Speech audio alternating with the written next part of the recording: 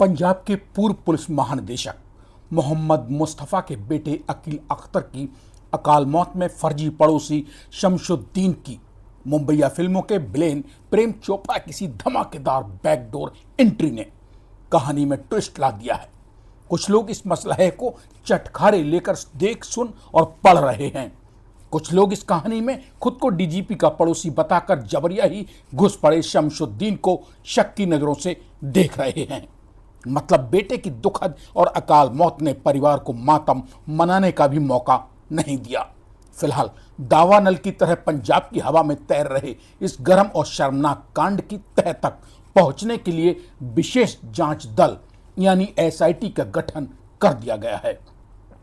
ताकि बीते कई दिनों से पति पत्नी पिता पुत्र के बीच फंसा बदकिस्मत अकील अख्तर की मौत का सच सामने लाकर दूध का दूध और पानी का पानी किया जा सके। नमस्कार दोस्तों, मैं हूं आपका हमजुबान संजीव चौहान और आज इस वक्त आप बने हुए हैं स्टेट मिरर हिंदी के यूट्यूब चैनल के खास कार्यक्रम तह तक में। तह तक की इस खास कड़ी में अब तक सामने निकल कर आए तथ्यों के आधार पर बेबाक जिक्र करने की ईमानदार कोशिश कर रहा हूं कि आखिर किसी राज्य के पुलिस महानिदेशक जैसे बड़े पद पर तैनात भारतीय पुलिस सेवा के पूर्व अधिकारी मोहम्मद मुस्तफ़ा के मानसिक रूप से कमजोर और बदकिस्मत बीमार बेटे अकील अख्तर की संदिग्ध मौत आखिर उसके दुनिया से रुखसत होते ही तमाशा क्यों और कैसे बना डाली गई। बेटे की मौत से गमजदा पिता यानी पंजाब के पूर्व डीजीपी मोहम्मद मुस्तफ़ा ने जब देखा कि अब बदनामी और घटिया मनगढ़ंत आरोपों का पानी सिर से ऊपर जा रहा है, तब उन्होंने पब्लिक के बीच आकर अपने मन की बात बयान करने में ही परिवार की भलाई समझी, ताकि खुद को उनका पड़ोसी बताकर अकील अख्तर की मौत को तमाशे में बदलवाकर घर में बैठकर मौज ले रहे फर्जी पड़ोसी शमशुद्दीन की जुबान पर लगाम लगाई जा सके। इसलिए नहीं कि पड़ोसी शमशुद्दीन चौधरी सही बोल रहा है और उसका मुंह इसलिए बंद कराने की कोशिश की जा रही है ताकि अकील अख्तर की संदिग्ध मौत का सच सामने ना आ सके, अपितु पीड़ित पुलिस महानिदेशक का परिवार इसलिए शमशुद्दीन चौधरी का मुंह बंद कराना चाहता है कि ताकि पुलिस की पड़ताल में सच सामने निकलकर आने से पहले ही जमाना मक्कार शमशुद्दीन की बातों पर विश्वास करके पंजाब के पूर्व डीजीपी और उनके परिवार को 100 लानत मलामतें न भेजता रहे। दरअसल अगर इस सनसनीखेज अकाल और संदिग्ध मौत के मामले में मर चुके अकील अख्तर का ही एक वीडियो शमशुद्दीन द्वारा सामने लाया गया होता तो कुछ दिन शोर शराबा मचकर ही मुद्दा खामोश यानी कफन दफन हो जाता। इस कांड में शमशुद्दीन द्वारा अकील अख्तर की मौत के बाद उसका सामने लाया गया दूसरा वीडियो आग में घी का काम करके सनसनी की असल वजह बन गया।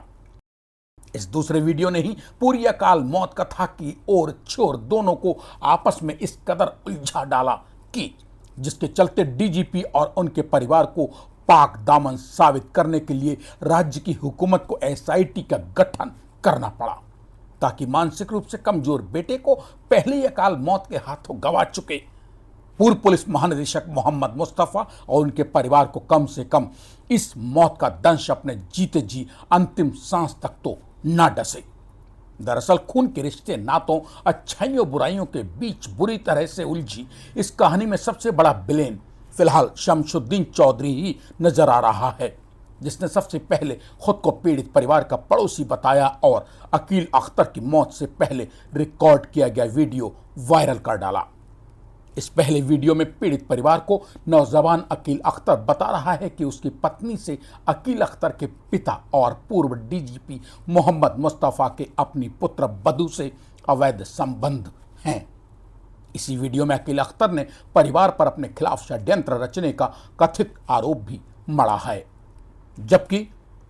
दूसरा वीडियो जो इस खुराफाती दिमाग मास्टरमाइंड शमशुद्दीन द्वारा सामने लाया गया उसमें अकील अख्तर बता रहा है कि उसने पहले वाले वीडियो में जो आरोप अपनी पत्नी और अपने पिता के बीच अवैध संबंधों को लेकर लगाए थे वे गलत और मानसिक संतुलन सही न होने की वजह से लगा दिए गए थे। स्टेट मिरर हिंदी के इस खास प्रोग्राम तह तक में सामने निकल कर आया है कि पंजाब के पूर्व डीजीपी और पीड़ित परिवार के मुखिया मोहम्मद मुस्तफा ने कहा है कि उनका घर जंगल में है, जहां कोई भी उनका पड़ोसी तो है ही नहीं। तब फिर ऐसे में सवाल पैदा होना लाजमी है कि जंगल में जब इस परिवार के आसपास कोई दूसरा घर ही मौजूद नहीं है, तो फिर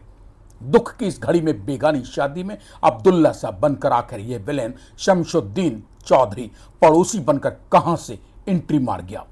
जो वीडियो पीड़ित परिवार के पुत्र या सदस्य अकील अख्तर ने अपनी संदिग्ध मौत से पहले रिकॉर्ड किए, वे वीडियो शमशुद्दीन चौधरी जैसे किसी संदिग्ध और बेहद वाहियात इंसान के हाथों तक आखिर कैसे पहुंचे और किसने तथा क्यों, किस मकसद से पहुंचाए।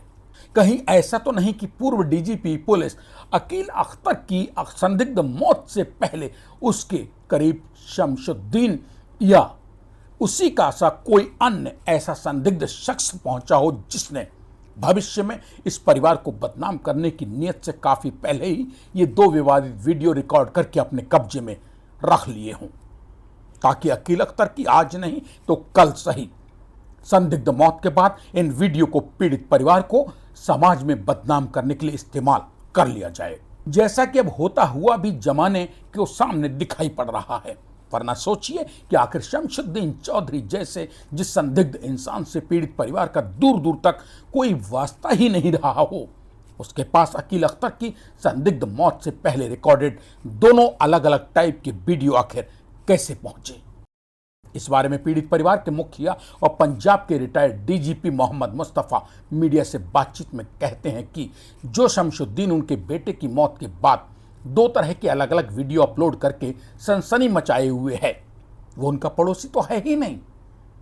हाँ, कई साल पहले यही शमशुद्दीन चौधरी पूर्व डीजीपी मोहम्मद मुस्तफा के सामने कोई बेतुका काम करवाने जरूर पहुंचा था। उसके उस काम को करने से पूर्व आईपीएस और इस दुनिया से जा चुके अकील अख्तर के इन्हीं पिता मोहम्मद मुस्तफा ने इनकार कर दिया था। उसके बाद से शमशुद्दीन और पूर्व डीजीपी का कभी फिर आमना सामना नहीं हुआ। तब फिर ऐसे में यह सवाल पैदा होना लाजमी है कि पूर्व डीजीपी द्वारा काम करने से इनकार के बाद हुई अपनी बेइज्जती या फजीहत का बदला लेने के लिए क्या पूर्वाग्रह से ग्रसित मास्टरमाइंड शमशुद्दीन चौधरी ने उस वक्त अकील अख्तर के दोनों वीडियो एक षड्यंत्र के तहत पहले से ही तब तैयार करवा लिए थे जब अकील अख्तर किसी मानसिक रोग सुधार गृह यानी रिहेबिलिटेशन सेंटर में इलाज के लिए दाखिल रहा होगा। घटना की तह तक पहुंचने में जुटी एसआईटी इसका भी पता लगाने में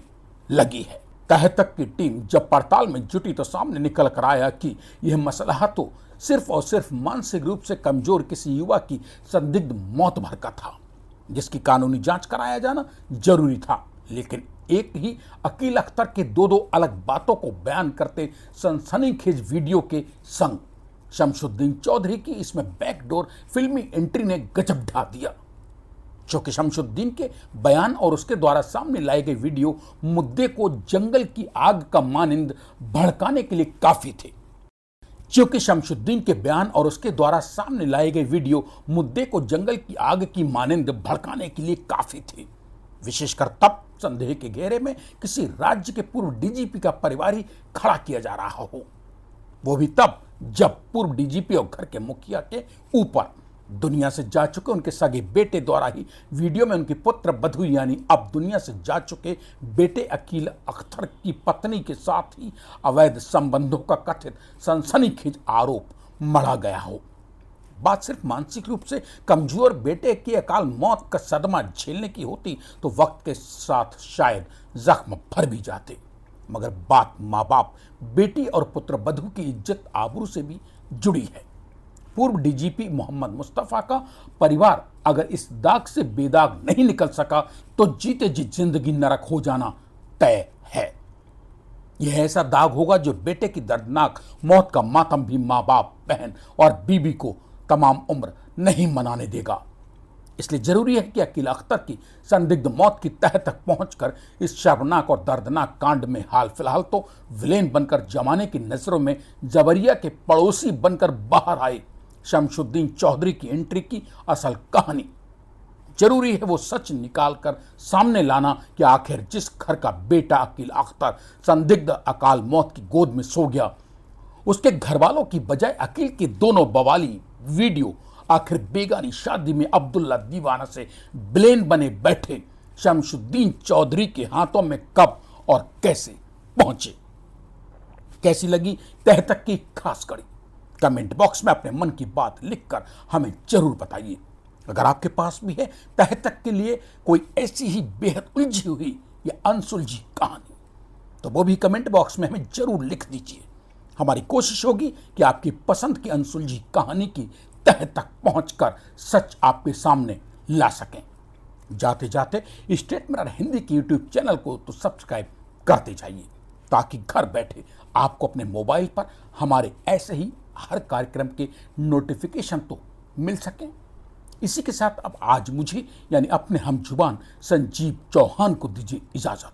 तह तक की ऐसी ही किसी और अनकही कहानी के साथ मेरे लौटकर आने का कीजिए इंतजार। तब तक के लिए नमस्कार।